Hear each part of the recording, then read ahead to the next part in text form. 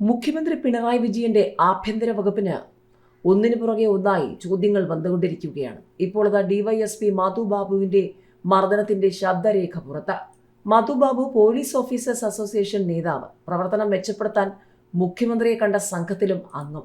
മുഖ്യമന്ത്രി ഇനി എന്ത് പറയും? SFI നേതാവ് നേരിട്ടത് ക്രൂരപീഡനം. മധു ബാബുവിനെതിരെ നടപടി വേണം. പോലീസ് മർദ്ദനത്തിൽ മുൻ SP-യുടെ അന്വേഷണ റിപ്പോർട്ട് പുറത്ത്. മുഖത്ത് പെപ്പർ സ്പ്രേ അടിച്ചു, ക്രൂരമായി ഉപദ്രവിച്ചു, നിരവധി കേസുകളിൽ പെടുത്തി.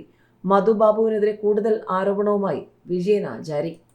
LDF ഭരണത്തിൽ പോലീസ് സ്റ്റേഷനുകൾ മർദ്ദന കളരികളാകാൻ പാടില്ലെന്ന് ബിനോയ് വിശ്വം വ്യക്തമാക്കിയിരിക്കുകയാണ്. ഡിവൈഎസ്പി മധു ബാബുവിനെതിരെ വീണ്ടും നിരവധി പേർ രംഗത്ത് വരികയാണ്. മധു ബാബുവിന്റെ സ്റ്റേഷൻ മർദ്ദനത്തിന്റെ ശബ്ദരേഖ പുറത്ത്. ഇയാൾ തൊടുപുഴ സ്വദേശി മുരളീധരനെ മർദ്ദിക്കുന്നതിന്റെയും അസഭ്യം പറയുന്നതിന്റെയും ശബ്ദരേഖയാണ് പുറത്തു വന്നത്.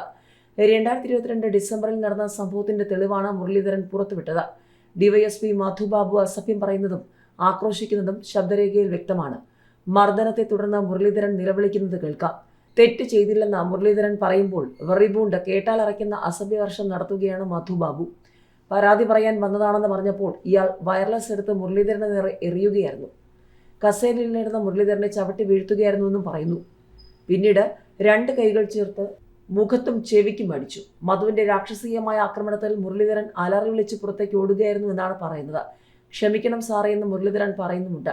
ആലപ്പുഴ ഡിവൈഎസ്പി മധു ബാബുവിനെതിരെ പരാതികളുടെ പ്രളയമാണ്. കോന്നി CA ആയിരിക്കുന്ന സമയത്ത് അടിച്ച് ചെവിയുടെ ഡയഫ്രം പൊട്ടിച്ചെന്ന പരാതിയുമായി പത്തനംതിട്ടയിലെ മുൻ SFI നേതാവ് ജയകൃഷ്ണനാണ് ആദ്യം വന്നത്. ഇതിന് പിന്നാലെ പത്തനംതിട്ട, ഇടുക്കി ജില്ലകളിൽ നിന്നെല്ലാം പരാതികൾ ഉയർന്നു.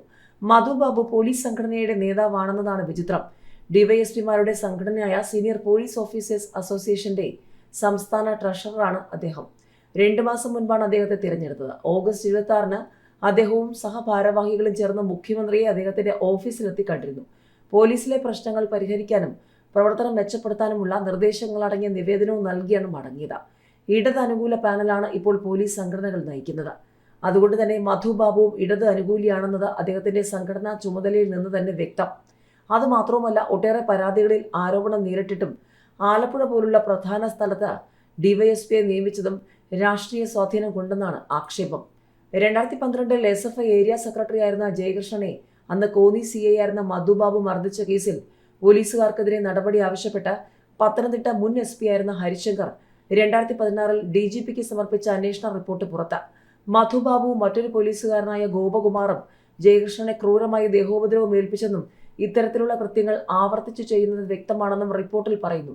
ഗുരുതരമായ അച്ചടക്ക ലംഘനമാണെന്നും കർശന നടപടി സ്വീകരിക്കണമെന്നും ശുപാർശ ചെയ്താണ് റിപ്പോർട്ട് സമർപ്പിച്ചിരിക്കുന്നത്.